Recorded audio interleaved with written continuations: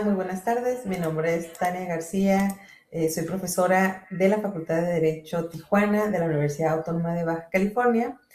Y el día de hoy vamos a leer la realidad migratoria en la frontera norte de México a través de algunos conceptos de Giorgio Agamben, un filósofo político italiano que nos presenta una postura muy interesante para ver el funcionamiento del Estado y el derecho desde otra perspectiva. La pregunta central aquí es, ¿qué le pasa a una persona cuando el Estado decide que sus derechos pueden suspenderse? ¿Y qué pasa cuando esa excepcionalidad se vuelve algo cotidiano? Agamben nos hace reflexionar sobre el estado de excepción como un espacio vacío de derecho, como una zona de anomia, donde todas las determinaciones jurídicas quedan desactivadas. Es decir, nos habla de una suspensión del orden jurídico que se da de una manera deliberada cuando lo que conocemos como un estado de excepción tiende a ser temporal, en donde las garantías jurídicas dejan de funcionar, pero bueno, se resuelve la crisis y el orden regresa a la normalidad. Lo que Agamben nos muestra con esta perspectiva es que eso ya no es así. El estado de excepción se vuelve la norma y resulta muy difícil distinguir una línea muy clara entre el estado de excepción y el estado de derecho. Se vuelve bastante difuso. Para esto, Agamben nos presenta una distinción de la filosofía griega y retoma una figura del derecho romano, iniciando con la primera. Desde la filosofía griega, él retoma los conceptos de bios y de zoe, en donde bios representa la vida política, ¿no? La vida de las personas, pero en su quehacer social, en su incidencia política, en donde también es reconocida como sujetas de derechos, en donde las personas son protegidas por el derecho, en donde las personas se les reconocen derechos y deberes. En el caso de Zoe, se refiere a la vida nuda o a la vida desnuda, la vida biológica, que se reduce a una mera existencia corporal. Aquí no se reconoce esa vida política, no se reconoce esa protección de derechos y al contrario es excluida de estos espacios. Y retoma también la figura del homo sacer como aquella figura que encarna precisamente Zoe. Es una persona que puede ser detenida, puede ser expulsada o puede ser incluso dañada sin que active algún tipo de protección de derecho porque no se le reconoce ninguno. No es alguien a quien se considera una persona ciudadana, pero tampoco es una persona que está exenta del alcance del poder estatal. Está atrapada en una especie de estado liminal, en una especie de limbo. El poder soberano, desde esta perspectiva, se define por la capacidad precisamente de producir esa vida nuda, de producir esa exclusión de derechos de un grupo de personas de una sociedad. Bueno, esta idea no surge de la nada, sino que Agamben hace una revisión histórica y rastrea cómo desde la Primera, Segunda Guerra Mundial, los estados fueron ampliando esta noción del estado de excepción, ¿no? Trasladándolo más allá de la emergencia inmediata, que en algún momento se resuelve y las cosas toman su rumbo habitual, y lo empezó a identificar como una medida que se fue convirtiendo en un instrumento de gobierno, un instrumento que está presente, que está normalizado y que se vuelve también ordinario. Agamben nos dice que ya ni siquiera hace falta declarar normalmente ese estado de excepción porque simplemente opera a través de algunas figuras que pueden parecer ajenas, aisladas o incluso vacías de este sentido. Por ejemplo, cuando hablamos de protocolos migratorios, de acuerdos bilaterales o de zonas de procesamiento, porque no las vamos relacionando precisamente con este estado de excepción, sino que las consideramos desde otras áreas. ¿Y en dónde vemos esto en concreto? Bueno, la intención también de utilizar esta mirada para atender a la realidad migratoria en la frontera norte de México tiene que ver justamente con las personas que se encuentran esperando sus procesos. Por ejemplo, tiene que ver con el acceso real a los derechos, a las asesorías jurídicas, a los servicios básicos, para entenderlo un poquito mejor y encontrar también esta situación dentro de la realidad social.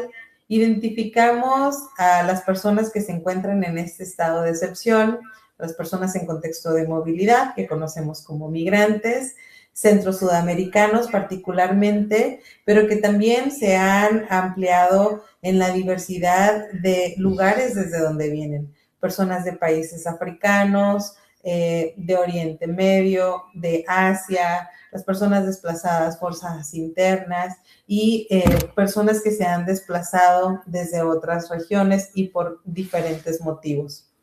Vemos también aquí a personas solicitantes de asilo bajo protocolos de protección de migrantes o el MPP, el que conocimos como Remain in México, y que tuvieron también un impacto que todavía sigue teniendo secuelas. Personas que buscaban atender al derecho internacional humanitario, a la protección internacional de Estados Unidos, y quien les niega esa posibilidad. Vemos también a personas que viven y que residen en albergues con proyectos migratorios irregulares en el sentido de que tienen que estarse modificando constantemente a partir de las dificultades y los retos que enfrentan.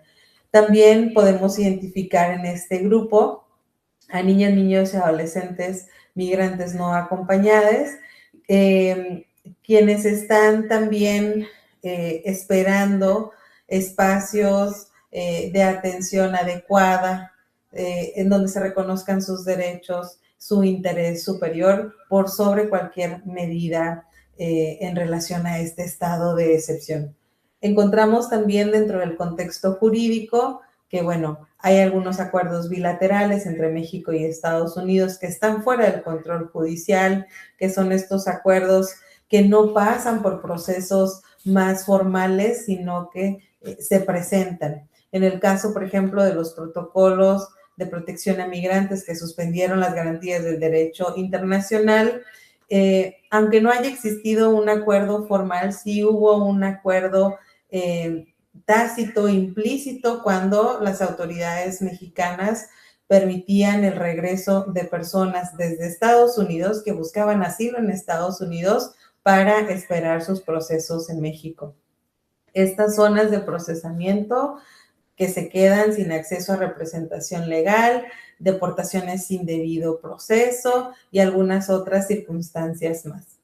Dentro de esto también podemos ver que, bueno, las condiciones de vida suelen ser bastante complejas, donde la suspensión de derecho, el acceso a derechos y el reconocimiento de los derechos está sumamente limitado. Y consideramos que, bueno, aquí hay una zona de excepción que es institucionalizada, en donde los derechos se suspenden de facto, ¿no? Para una categoría específica de personas, es decir, para las personas migrantes y no así para otros grupos de la población.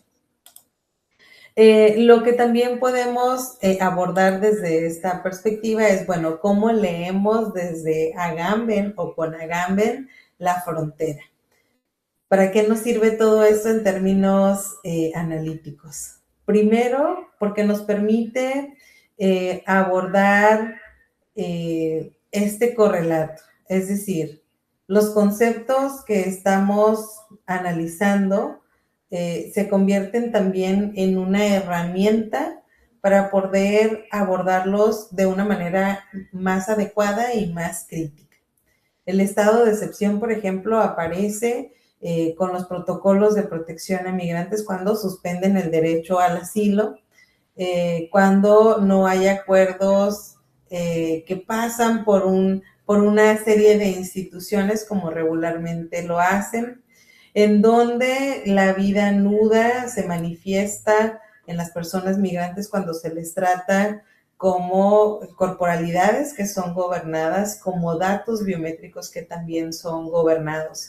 Cuando las personas ponen sus huellas en algunos de los dispositivos electrónicos de las autoridades migratorias, están brindando toda esa información que es muy personal y que la institución toma como datos, no como personas sujetas a derechos. Aparece también el Homo Sacer, en quien, bueno, cruza una persona que cruza sin documentos, que puede ser detenida de manera indefinida, sin audiencia, sin representación y a través también de una serie de expresiones de violencia, sin que el Estado haga algo para protegerles.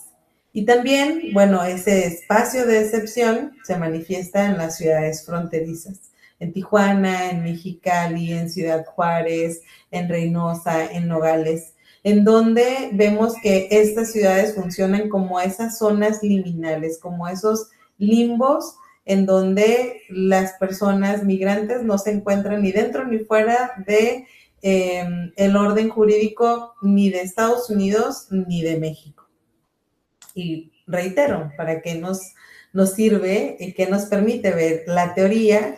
Pues primero nos permite ir desnaturalizando estas situaciones. Dejamos de ver a la migración solo como un problema humanitario y empezamos a identificarlo como un resultado de decisiones políticas concretas, direccionadas.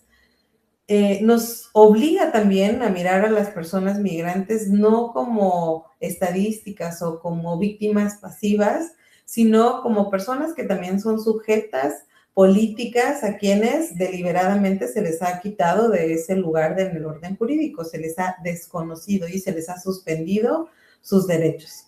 Y también, bueno, nos ayuda a conectar lo que pasa dentro de un orden más amplio, ¿no? Las características de las normas migratorias en un lugar no son fallidas por un tema de falta de voluntad, sino que se insertan en un paradigma global a gran escala en términos de la gobernanza y el control migratorio. Sin embargo, también debemos considerar que toda teoría tiene sus límites. Y dentro de algunas características críticas que podemos hacer hacia la perspectiva de Agamben, es que queda de repente un poco corto en el sentido de que si bien nos explica qué es el estado de excepción, su teoría no nos alcanza a explicar qué lo genera y lo plantea como una decisión soberana sin que realmente atienda a otros factores que intervienen como lo económico, lo geopolítico y también pues atiende a homologar un poco las experiencias, se aleja de las características de las experiencias específicas, que es algo muy importante dentro de los estudios sociojurídicos, ¿no? No podemos abstraernos de la realidad y tratar de explicarla sin entender qué sucede en una diversidad de experiencias. Tiene también por ahí un sentido de alguna manera pesimista, porque, bueno, la manera en la que Agamben nos describe el problema del estado de excepción como esta decisión del Estado en donde no hay nada que hacer, pues en realidad nos preguntamos si ya todo es excepción y se normaliza la suspensión de derechos, pues no podemos hacer nada. ¿O para qué hacer algo si no podemos hacer nada? Y en realidad creo que podríamos transitar por otras vías del pesimismo político hacia identificar efectivamente esas características multifactoriales que generan ese estado de excepción. Y por último, dentro de estas críticas hacia esa perspectiva, es que, bueno, Agamben también tiende a homologar un poco las experiencias, ¿no? Y creo que aquí vale la pena preguntarnos, ¿es lo mismo tomar huellas digitales en un aeropuerto que torturar a una persona que se encuentra detenida? Es decir, en esta suspensión de derechos, las experiencias son iguales y en realidad no lo son. Dentro de las últimas reflexiones para cerrar esta intervención, quisiera compartirles que, bueno, ¿qué hacemos con todo esto? Primero, Agamben nos permite, nos brinda un lenguaje para nombrar algo que de otra manera parece invisible, que es el estado de excepción y esa concepción que tenemos sobre la temporalidad. Nos lo presenta como una manera operativa del derecho, una manera operativa del gobierno, no como un fallo del sistema.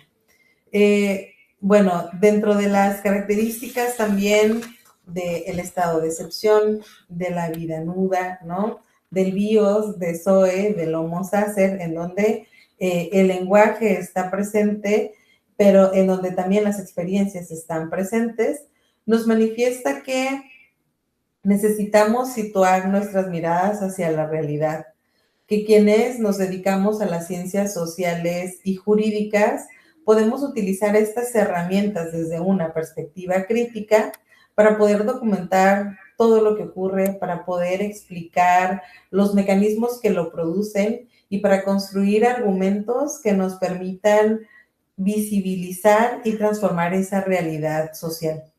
La frontera norte no es una anomalía, en realidad es un espejo de cómo funciona el poder en el mundo contemporáneo y bueno, creo que esto nos permite un primer paso para entenderlo. De esta manera es que utilizamos una herramienta teórica para abordar un problema sociojurídico en donde el derecho tiene un papel muy importante y en donde como personas que vivimos dentro de estas dinámicas solemos naturalizar.